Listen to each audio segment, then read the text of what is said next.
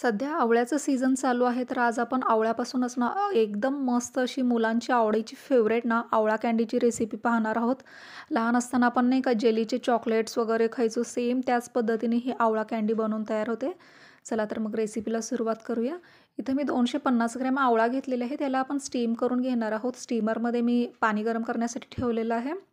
वरती एक चाळणी ठेवून हे आवळे ठेवून ना आपण याला 15 मिनिटं मध्यम गॅसवरती स्टीम करून घेऊया.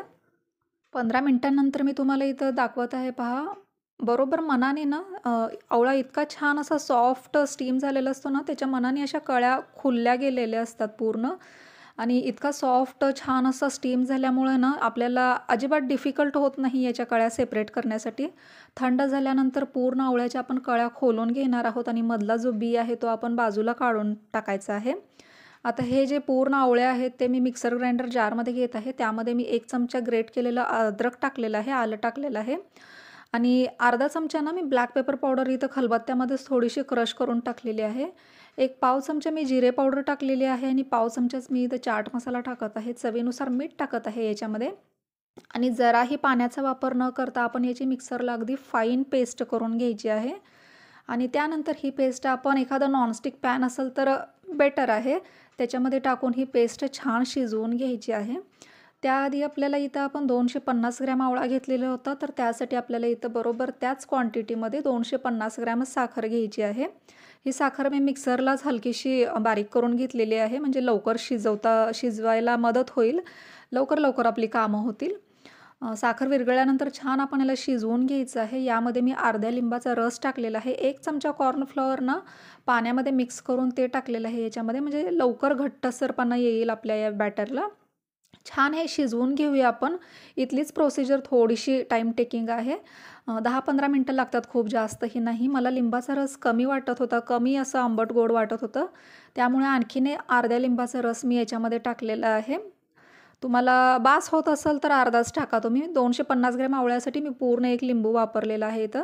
लिंबाचा रस टाकल्यामुळे ना आईस क्रिस्टल देखील बनत नाहीत याच्यामध्ये. आणि मिश्रण जसं घट्ट होत जातं ना, त्यानंतर आपण त्याच्यामध्ये शेवटी ना 1 चमचा तूप टाकूया, म्हणजे छान अशी ना शाईन येते आपल्या या बॅटरला आणि छान शिजवून घेऊया आपण हे. पूर्णपणे घट्टसर व्हायला हवं आहे हे आपलं बॅटर. आता इथं बटर पेपर जर का असेल ना, तुम्ही त्याच्यावरतीच हे सेट करण्यासाठी ठेवा. मी इथं ताटामध्ये तूप लावलेलं आहे आणि त्यामध्ये मी हे सेट करणार आहे. तुम्ही इथं पाहत आहात मिश्रण पूर्णपणे तव्याला सोडत आहे, म्हणजे छान अगदी करेक्ट कन्सिस्टन्सीमध्ये ना आपलं हे बॅटर इथं बनवून झालेलं आहे. ग्रेस केलेल्या ताटामध्ये काढून घेत आहे मी हे सगळं आणि स्पॅच्युलाच्या सहाय्याने ना छान असं सेट करून ठेवूया. थोडं थिकनेस थोडी जास्तच ठेवा, कारण खूप पातळ पण नाही छान वाटत. छान असं चॉकलेटसारखं त्याचं ना टेक्स्चर यायला हवं. थोडंसं थिकनेस, थोडीशी जाडी ना जास्तच ठेवा तुम्ही.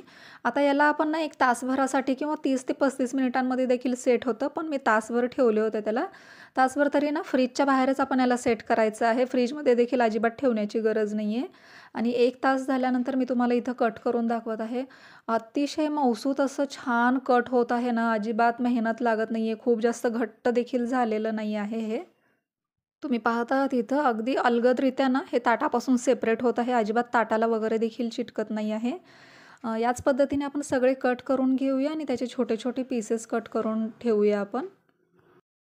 आता इथं तुम्हाला हवं तर तुम्ही ॲज इट इज अशाच कँडीज खाऊ शकता, पण ही स्टेप करावी अशी माझी इच्छा आहे, कारण याच्यामुळं ना खूप असं जास्त स्टिकी वाटत नाहीत. मी वरून ना थोडीशी साखरच बारीक केलेली याच्यावरती टाकून असं कोट करून घेत आहे याला.